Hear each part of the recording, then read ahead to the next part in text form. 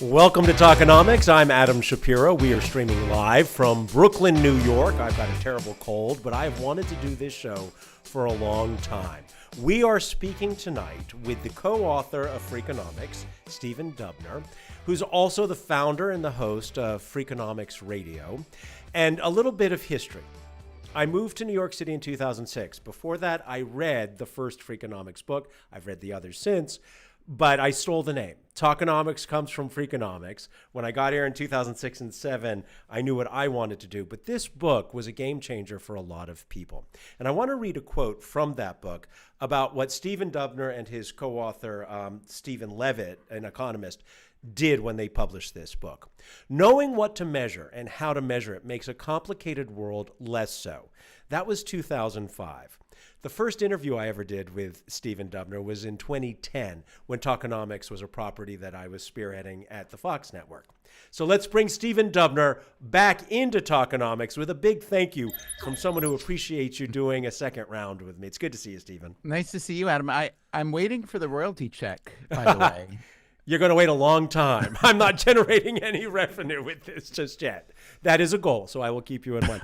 Let me start with something real quick, because I've always thought about this. In our first interview in 2010, and you always point out you're not an economist, you certainly understand economic issues, but you originally were looking at the psychology of spending and money.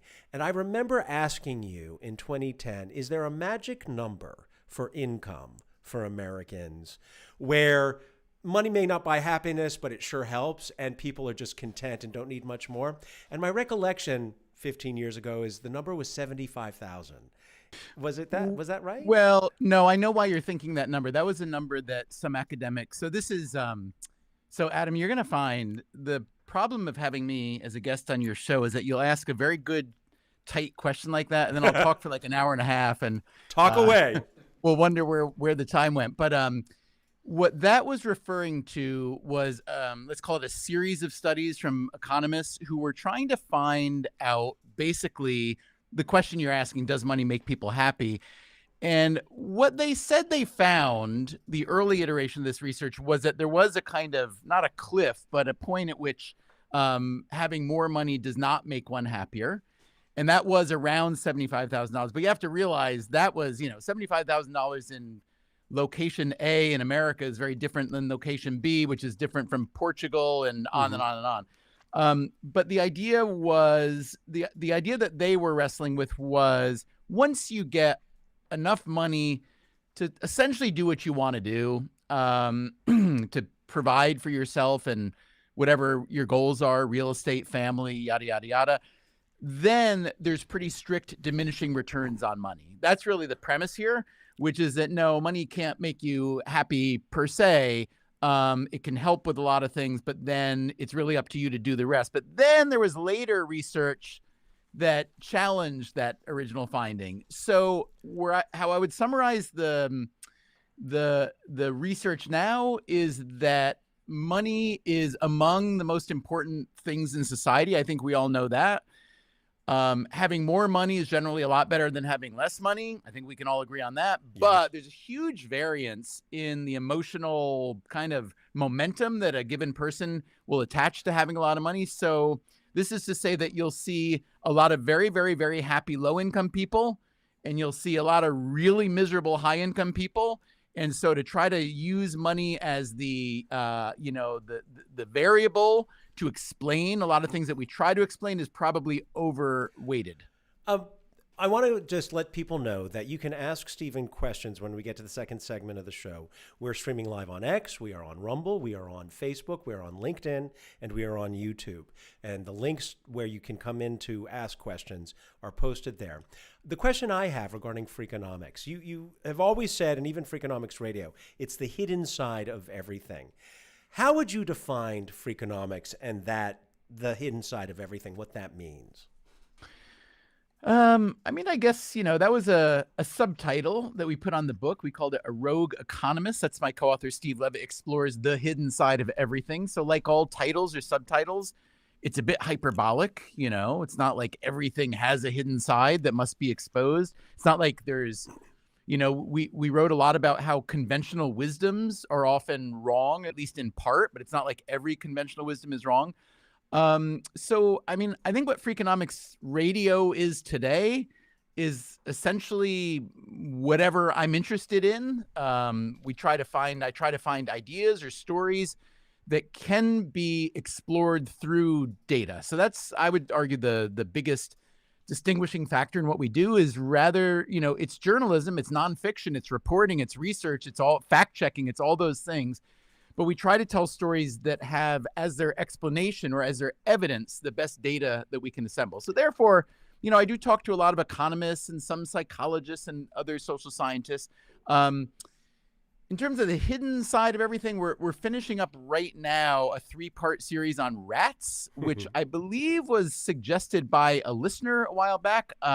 We did a 3-part series maybe a year ago on the economics of the whaling industry, which was fascinating because there was a time when the whaling industry was among the biggest industries in America, and then it declined for a lot of really compelling and interesting reasons. So, I like economics, I like economic history, I like storytelling. And so trying to find the hidden side often means just going a little deeper than the standard journalism might, and trying to find an expert or two who has made that topic their life's work. And interestingly enough, you can almost always find that person. We're just starting work now on a series that I'm excited about. It's about one of, let's call it, the most beloved and most interactive pieces of music in history. I'm not going to give it away yet because we're just starting on it. I don't want to jinx it, but this goes back a few hundred years. Well, we happen to find an economist who happens to be an expert in the personal and professional finances of that composer from the 1710s and 20s.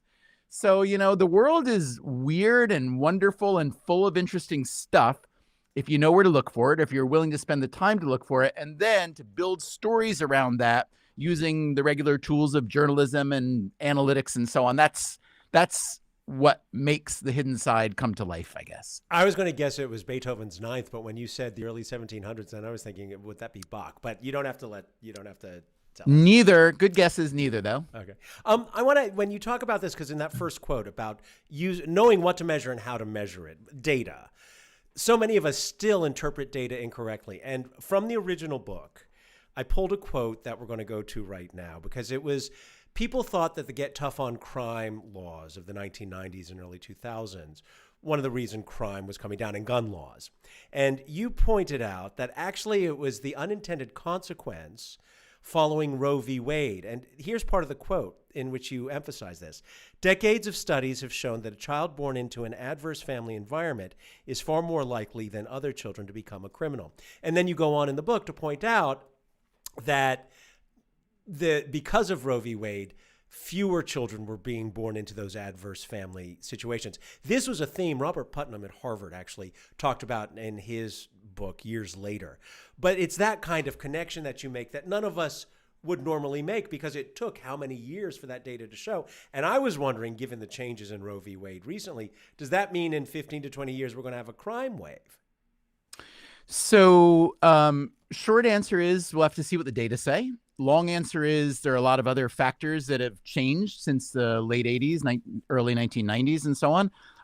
One caveat I would add is the way you set that up, it made it sound as if the only contributing factor to the drop in crime nationally was the legalization of abortion. That's very much not what we wrote. I just want to clarify. I mean, one issue with writing things or making radio that is about, current events, topics that people care about, even obscure events that people care about, is I feel like we've trained people or been trained to search for yes, no, black, white, binary answers. Like, what caused X? It was Y. And, any of us who live in the real world and are willing to spend a little time, even just thinking about your own life, why did I marry this person? Why did I take that job? It's never one thing, almost never one thing. So I just want to point out that with crime, the abortion factor was pretty significant, but there were other factors, including, the levels of incarceration during that period were massive. So it stands to reason that if the reason you're putting people in prison is at least twofold, one of which is to take bad people out of circulation, and two is to act as a deterrent to potential bad people, then it would stand to reason that if you want to lock up a lot of people, then you're going to drive crime down. And that is very much a part of the crime story. On the other hand, like economists like to say, there's no such thing as a free lunch. What that means is with every benefit comes a cost. Sometimes the cost is hidden. When economists like to talk about there's no such thing as a free lunch, I believe the earliest reference to that, although I'd have to check, goes back to when pubs would serve a free lunch in order for guys to come in and pay a lot of money for the beer, right? So we'll give you a cheap free lunch with the hope that you're going to stay here and drink 4, 8, 10, 12 beers, and we'll make a lot more money on that. So if you decide to imprison a lot of people, you will definitely drive crime down, but you're also going to, have a couple million people in prison, which is a direction this country decided it wasn't fully in favor of. So the paper that the abortion crime story was a part of was called something like Understanding the Rise and Fall in Crime in the United States over years X to Y. I think it was called 4 Factors That Matter and 7 That Don't. So it's complicated, but if you try to poke at each one of those potential explainers and try to find data to measure them, which is what my partner Steve Levitt and many other economists do, then you can make some headway. I do want to get to your most recent radio podcast, and we're going to talk about New York City's war on rats. We're going to talk about running backs being paid less. We're going to talk about our licensing boards. The author of the book, I think, is making the case that in some cases, licensing boards are a bit of a racket. But before we do all of that, I learned some things about you I had no clue about. For instance, you're the youngest of 8 children. You were raised Roman Catholic, but your family was Jewish and converted. And then you converted back. And that was the first book you wrote about. How does that influence you as you go forward? How does it influence me as I go forward? I don't know if it's an influence. I mean, if I had grown up in a Jesuitical Catholic environment, it might have been a different story, because one thing that appealed to me about the Jewish academic, intellectual, theological, analytical traditions are that it does consider every topic worth consideration. It considers every topic, it considers it necessary to turn and turn and turn every topic and look at it from every angle. It also considers the idea that, there's a line I like, who is wise? It's about the notion of being willing and able to learn from anyone and everyone. So I think there's a lot of deference to experts in our society, which a lot of people have become jaded about. I think the reason for that jadedness is that a lot of experts, they may be expert, but they also have a motive, often an ulterior motive, that doesn't sit so well with the rest of us, which is to say they're not there just to explain and analyze an issue. They have some kind of agenda that they want to promote. So what I like is to take a good look deeply at every topic that we're examining. I did find that within the Jewish tradition of intelligentsia over the past, let's call it 150, 200 years, but it certainly goes back further. But like I said, I find that in a lot of other religious traditions, including a lot of Jesuit friends who I didn't know at the time. So yeah, it was, it's kind of my life story. Now I've been Jewish for much longer than I was Catholic. So yeah, it's a big piece of me, but I don't think the main animating force. Sure. I was thinking being the youngest of 8. I am the youngest of 3. And I know how that influenced me.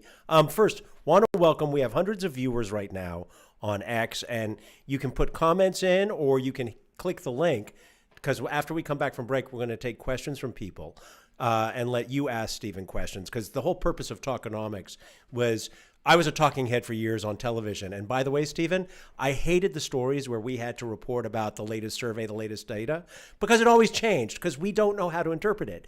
Even in college, when we had courses in statistics, we barely passed them. You don't want to believe journalists on that stuff. But I also want to take a comment from Sybil Rose. Sybil is on LinkedIn, and we are streaming live on LinkedIn. And she writes, I agree. It's not just about how much you make. It goes to how do you fill your buckets, i.e. wealth, community, flexibility, and how you value each bucket. So let me ask you this question, and then we'll go to break, and then we'll come back, and if we have people in the waiting room, we'll bring them into the discussion as we talk about the war on rats. But what is, when you talk about the psychology of spending and making, I use the word happiness, but I think we misuse happiness. I think what most people are looking for is serenity, the ability to endure the bad times and the good times on an even keel. As you've gone through all of the stories you've told for the last 20 plus years, is there a common thread that you could share with us that helps us maintain that serenity? God, no. I don't blame you for asking the question. I mean, now you're asking really a question about psychology or philosophy. I happen to love both psychology and philosophy. They are, to me, two different ways. And, there's neuroscience also. My daughter actually recently graduated from college with a major that includes neuroscience, psychology, and philosophy. And what I loved about that major is that it's three different ways of thinking about how people think. And I think that it's remarkable that, considering this relatively advanced stage of our civilization, that we're really only beginning to understand how people think and make decisions. And even weirder, we're probably worse about analyzing that for ourselves than we are other people. So I love our species. I think humankind, we've done some cool stuff. I hope we continue to do cool stuff. I hope we continue to be around for a long time. But we have enough flaws and biases to keep someone like me busy for many, many years. Well, when we come back from break, we're going to see if we can have some people join us to ask questions. But we're going to hit the latest episodes of Freakonomics Radio. And by the way, you can listen to Freakonomics Radio on the different platforms where podcasts. I listen to it on Spotify. But I am in love with this guy. Is it Corrigan from the episode on New York City win its war on rats? And I want to ask you some questions about that, because when I worked overnights at WNBC, I used to have to navigate through the rats on the Upper West Side to get to the subway and then go to work. So we're going to take a break. We'll be back in about 30 seconds.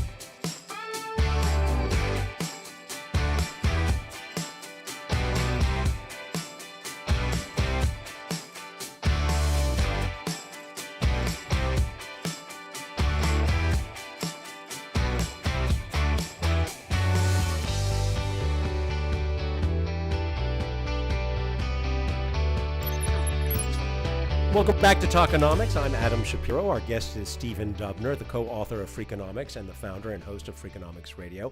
We just put the link back into the chat on X so that if you want to ask a question, all you have to do is click that link. You'll come into a waiting room, and then we'll bring you in.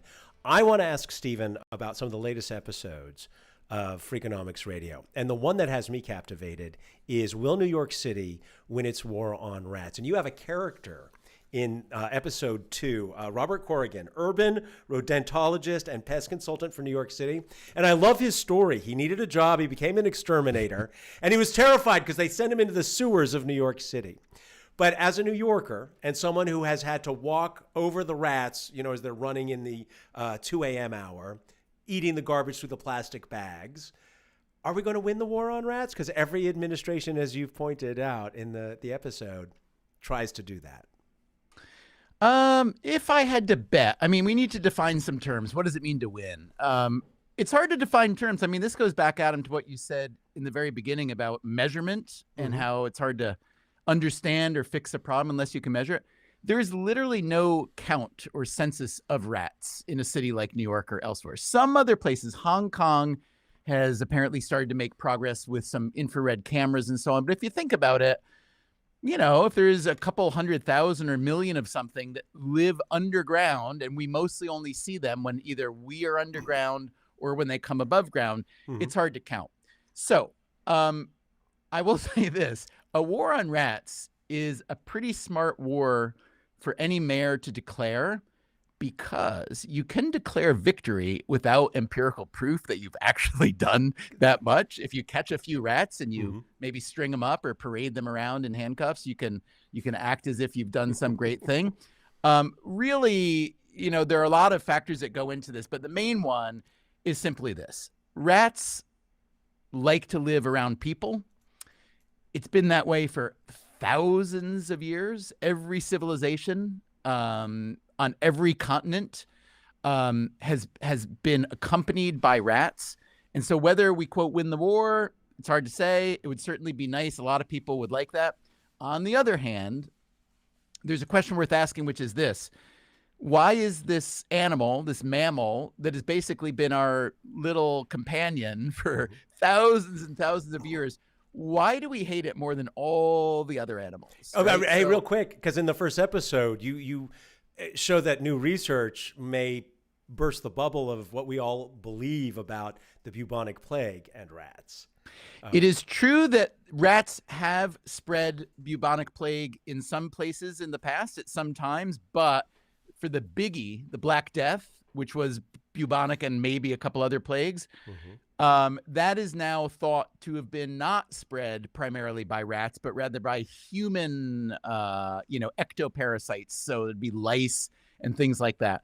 So yeah, you're right. There's a reason that rats have been considered villains for a long time, having spread disease and death. And it's not untrue that rats are capable of spreading disease and death.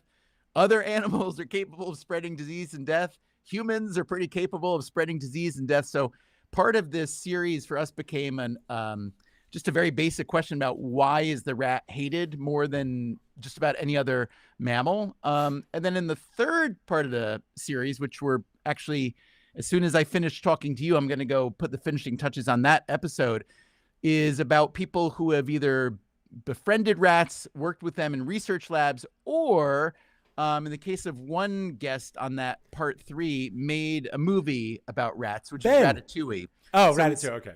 So we speak with a fellow, an amazing computer animator named Jan Pinkava, who came up with the original story and worked on it for years at Pixar. He didn't end up as the final writer and director of record, but his story about making this film and what he was trying to accomplish with that story about a rat in Paris who decides he wants to become a chef. It's a very deep and surprising and kind of lovely story that I think will make a lot of people change the way they think about rats. I think if they listen to episode 2, they will learn so much.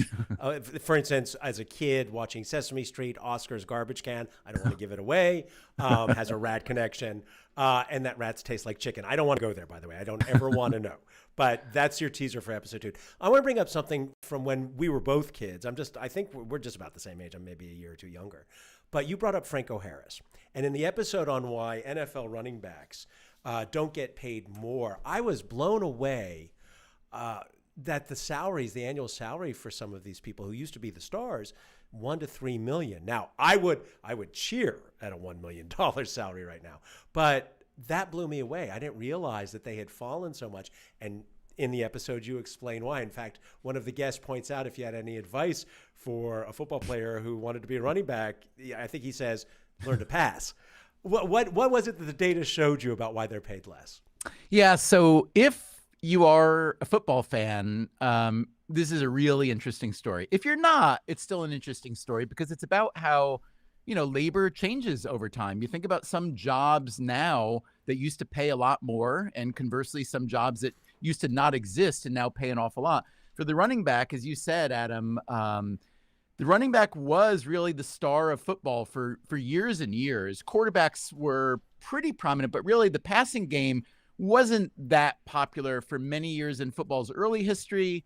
Then the quarterback did become much more popular, became much more highly paid, much more highly protected. But then the passing game continued to develop more and more. This was largely due to the league wanting to make NFL football more exciting for fans, for TV. They succeeded wildly in the process of that. I don't remember the number right now, but it used to be that the vast majority of plays from scrimmage were running plays. In the old days, it was like 90%. But then the balance really tipped, and now the majority are passing plays. Although I will say this year, which was kind of a year of the running back, mostly with Saquon Barkley and Derrick Henry being so prominent at Philadelphia and Baltimore, respectively, there were more run plays from scrimmage this year than there have been in recent years. But basically, the running back is a labor position, if you think about it, not like an athletic position, but just in computer programming or in marketing or in finance, any position where the demand is high and the supply is relatively low, it's going to pay more. And now you've got a lot of people who are capable of being running backs and not as much demand. The other problem for running backs is that it is, as one guest in our episode put it, the most violent position in the most violent sport. And so no matter whether it's a run play or a pass play or some kind of hybrid, the running back is making contact on just about every play. Therefore, by the time a running back gets into what would be their second contract, because when you're drafted or come into the league, you're usually locked up in a contract for 4 or 5 years. You've just taken so much physical abuse that often the teams will say, he might be a pretty good running back, but I can probably get someone for a fifth the price who's got a lot less mileage on him. There are a number of other factors that went into this wage decline, including the way that the league's collective bargaining agreement changed and how running backs were kind of unprivileged in there. It got to the point where running backs talked about forming their own kind of carve out of the NFL Players Association, their own union, so they could negotiate separately. And I understand the impulse, because it seems like, if you're a great running back, you have to say to yourself, I am easily among the most talented and valuable players on this team. So why is my salary overall ranked 13th in the league? It seems to make no sense. But, from the perspective of the business model itself and durability and so on, that's the way it is. Want to thank the 500 people who are watching us on X right now, and remind them, if you want to put in a comment or if you want to ask Stephen a question, just hit the link. In fact, we have a comment from Betsy on YouTube as we've been talking about money. And Betsy writes, is it feasible money helps make it possible for someone to have financial stability, which can allow the person to chart their own course, or not suck it up job-wise, which can make them happy? Yes, Betsy, it is. But I would say, so this is one of those cases where money is a thing and an important thing, but it's almost like a byproduct of a bigger thing. And what I mean by that is, and this is not a very popular message, but the real problem is being an employee dependent on a corporation, let's say, or other firm, institution of some kind, where you don't really control your earning ability. So the bottom line is, as long as someone else is writing you a check, you are, I don't want to say at the mercy or at the whim of that person or institution, but you don't really control your financial, destiny and wherewithal. And so as a writer, this was something I had to come to grips with a long time ago. I felt very fortunate to have, done well enough to get some editorial jobs that I loved and I was proud of, and they paid pretty well for journalism jobs, but New York is a very expensive place to live. And I realized that if I wanted to have a career as a writer, and if I wanted to have a family and provide for them, I probably was going to have a better chance of going out on my own and being my own business, essentially. And so I started with books where, it's a risk. You have to be willing to take on that risk to be your own boss and to be your own company. But from books, I went to, radio and podcasting, to where now the reason I love doing what I do is because I get to make the material I want to make. Nobody's telling me you have to do this, you can't do that. And I run the company that hires the people that I think are the great, talented people who can help me make it the way I want to make it. Doing all that is a major pain in the neck. I mean, I never wanted to run a company. I never wanted to be an employer. I never wanted to deal with all the healthcare stuff and the employment law and the tax stuff. And I don't like it, but it's worth it because for me, it gave me the latitude to make things the way I want to make them and control the financial flow too. So when you're working for a company, I had this experience at the New York Times where I worked at the Sunday magazine, which was one of the few profitable sections of the New York Times at the time. It was the Sunday magazine, travel section, and arts and leisure. They were the ones that had a lot of advertising. That advertising paid for all the news reporting out there in all the news bureaus around the world. I took great pride in that. I loved that because I liked reading that news. On the other hand, what you saw was that the profit centers at the institution were often kind of dampened. Like the better you would do, the more money they would take from your department and send it elsewhere. So that's what I mean. When you control how the investment happens and how the production happens, you can determine where to invest, where to allocate, and where, what your priorities are in terms of making your life the way you want it to be. So I guess that was a long way of saying to that excellent question. Yeah, money is important in determining your own satisfaction or happiness, but it's not just the amount of money. It's about how you control it. Control is key. Your mouth to God's ears, because Talkenomics is an LLC and I funnel everything out through that. But I just had to go through the experience of buying E&O insurance, error and omission insurance. If God forbid, when I'm creating content, I should happen to violate copyright, like steal the name Talkenomics from somebody who's got a book called Freakonomics. Let me just remind people. But there's something about like saying it like that immediately disarms any potential lawsuit. So I think that the admission of theft there is fantastic. Yeah. We are still taking comments, and if you do want to ask a question, just click the link. But I want to get to this other episode because this was one that I was getting angry as I was listening to your guest, and it was, is professional licensing a racket? The guest, I'm not going to pronounce her last name correctly, Rebecca Allensworth. I did right. And she has a new book out. It just came out this year, correct? And I loved when you pointed out that she originally wanted to name it Bored to Death because she was talking about licensing boards. And I will just share with you as a reporter, having covered different licensing board issues, there were government licensing boards, and I was always blown away at why are these people here? What are they accomplishing? This is the biggest load of BS I've ever experienced. But she gets into the nitty-gritty of it, and we talked about it before the program. I remember doing a story in New York City about what hairdressers go through for their training. And yes, you have to learn how to use chemicals, but thousands of hours to get your license seems a little bit ridiculous. Yeah, you're right. Rebecca Allensworth makes a really compelling argument, which is really got two big different factors. One is needing to have an occupational license. And occupational licenses cover everything from, as you said, hairstyling to physicians and lawyers. And I think most of us agree we want our physicians and lawyers to be licensed. And people may differ on whether they want their electricians to be licensed by the state, whether they want babysitters to be licensed by the state, which they're not. The argument she makes is that professional licensing keeps too many good people out of good employment. That's one.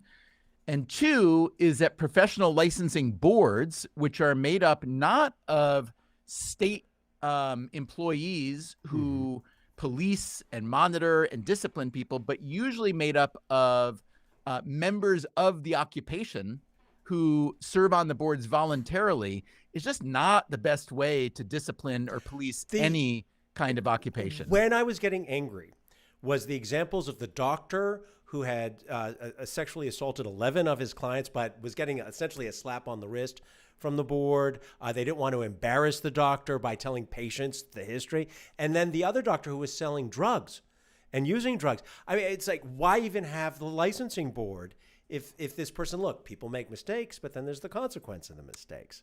Yeah. What I found most, I was very moved by that, as you were, in an angry way, but also in a, it just feels like we should be doing better. I think the natural impulse here is to look for blame. I mean, this is something that humans typically do on their own, but then we in the media are also very good at helping them, right? Who was responsible for this terrible thing? And in this case, when you look at these licensing boards, let's go back to your example of these physicians in Tennessee.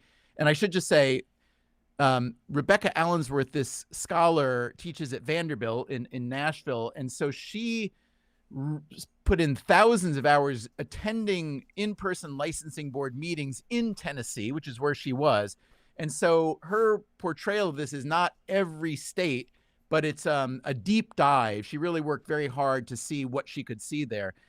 And what you see with these physicians is when they are considering how to monitor or discipline their own, their fellow physicians, there's a lot of human emotion that comes into it because they see themselves in that. They know how hard they worked to become a physician.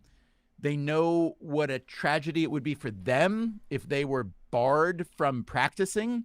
Mm-hmm. They identify with their fellow physicians who went down this path, let's say it's addiction, and couldn't control themselves because they understand addiction better than most of us.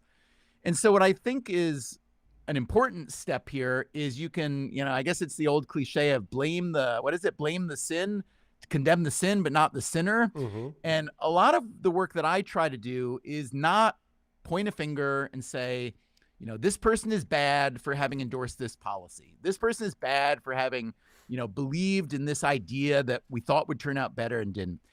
If you understand the incentives that people operate under, you can see that we're all really fallible. We're all flawed. We're all susceptible to biases and so on.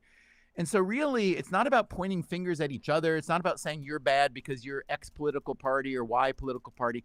It's about understanding how systems are set up, how the incentives in those systems encourage otherwise well-meaning people to make decisions that may turn out to be not so good. Maybe I'm being a little naive or Pollyannish and thinking that most people do want to do good work and don't set out to hurt other people. Obviously, there are people like that, but it's a really small amount. So I'm all for solutions that, kind of lift, rising tides that lift all boats whenever possible. All right. I want to bring in, we have another quote from Sybil in Chicago on LinkedIn. And Sybil writes, that information is gold, Stephen, regarding owning your own destiny. This is something I talk about often with my entrepreneur friends. Love this.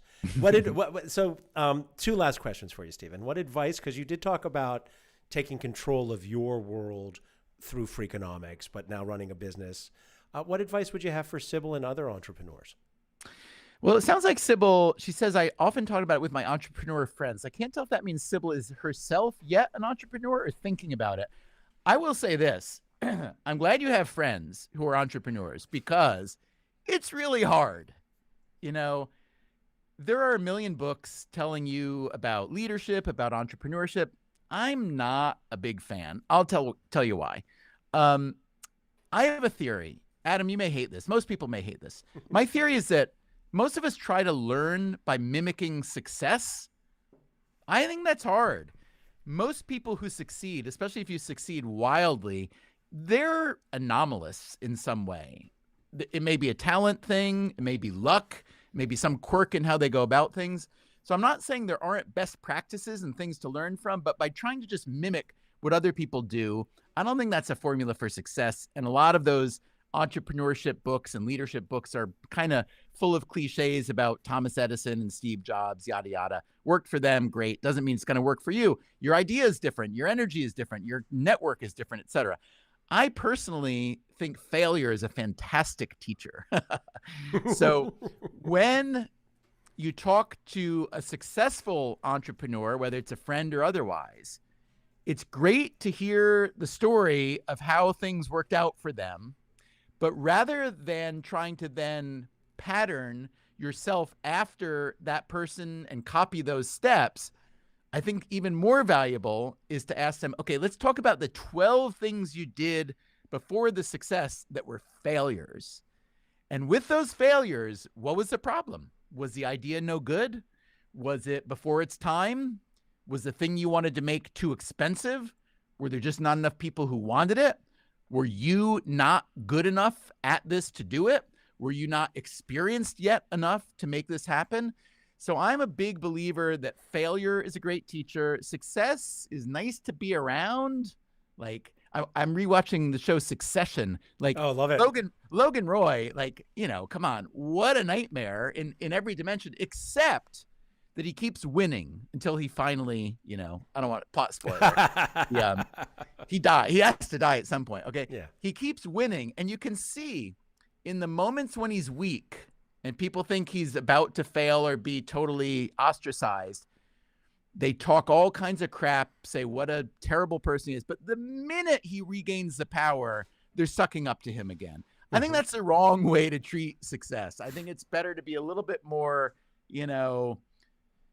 substantial about what makes people successful. And also, I mean, this is a big thing too. I think character and courage are the traits that you want to seek out in other people around you and build in yourself. Business success is not a result of an entrepreneur formula. It's a result of character, courage, good ideas. And so find people like that and hang out with them and grow it in yourself, I would say. I would add to that, Stephen, that success is also having people who have made it willing to come on to a program where someone's trying to build something. I really appreciate it. I mean, you did this for me when I was launching this at Fox in 2010, and I couldn't do it the way I wanted to do it back there. And so now here we are. And if, God forbid, this version doesn't work, which I know it will, but if it doesn't and there's another version, I'll come back on that one too, Adam. I really appreciate it. Look, I will tell you that it's already worked, not financially, because I'm still trying to build that side of it.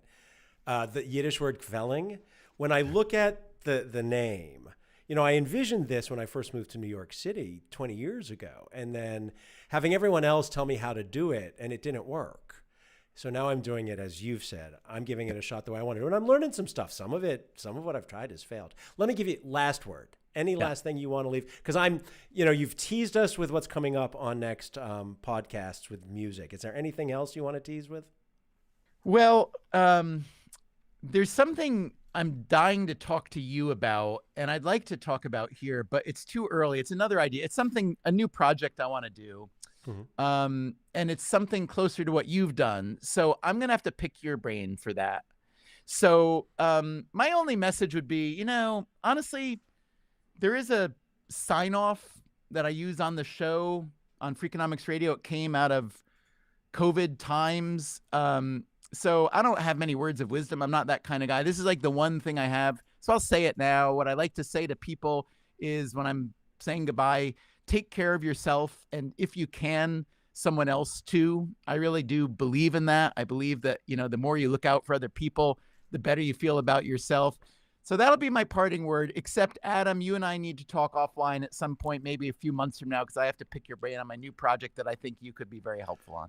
I don't think you should buy the Fox network, even if it's for sale. Stephen Dubner, it is great to have you here. Remember, Freakonomics Radio, you can, again, I listen to it on Spotify, but it's on several different podcast platforms, and you've got to listen to the three-part series on rats is just amazing. Stephen, thank you so much for joining us. It's my pleasure. Great to see you, Adam, and good luck with the project. Thank you. We're back next week. Charlie Gasparino is joining us. He has a new book out called Go Woke, Go Broke. Charlie Gasparino, history of reporting at the Wall Street Journal, CNBC, and Fox Business. You don't want to miss Gaspar. We'll see you next week.